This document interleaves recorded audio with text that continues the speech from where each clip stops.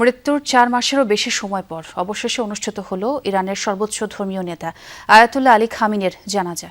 রাজধানী তেহরানের গ্র্যান্ড মুসাল্লা কমপ্লেক্সে নামে মানুষের ঢল। অশ্রুসিক্ত চোখে পরিবারের সদস্যরা অংশ নেন জানাজায়। ছিলেন প্রেসিডেন্ট, স্পিকার, প্রধান বিচারপতি সহ শীর্ষ কর্মকর্তারা।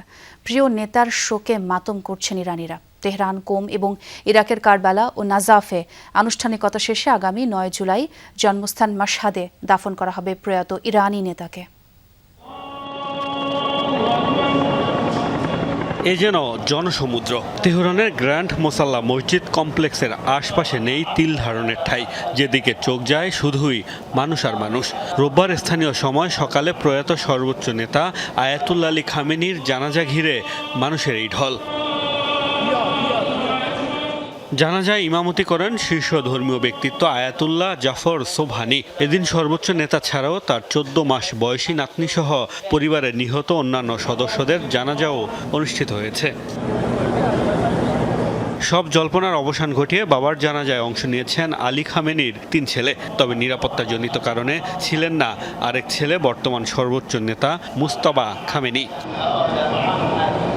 খামেনির জানাজায় একসাথে দেখা গেছে ইসলামী প্রজাতন্ত্রের শীর্ষ ব্যক্তিত্বদেরও। প্রেসিডেন্ট মাসুদ পেজেশকিয়ান, স্পিকার বাঘের কালিবাফ, প্রধান বিচারপতি গোলাম হোসেন মোহসেনি অংশ নেন শেষ বিদায়ের এই আনুষ্ঠানিকতায়। ছিলেন আইআরজিসি প্রধান আহমেদ ভাহিদি, কুদস ফোর্সের কমান্ডার ইসমাইল কানি সহ ইরানের শীর্ষ কর্মকর্তারা।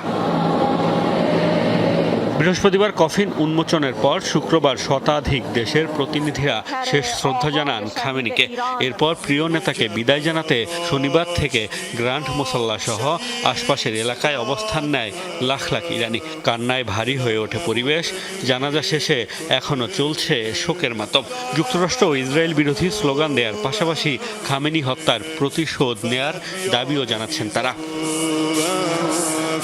তেহরানে খামেনির জন্য শোক মিছিল হবে সোমবার। সেখানে কোটির বেশি মানুষের অংশ নেওয়ার কথা।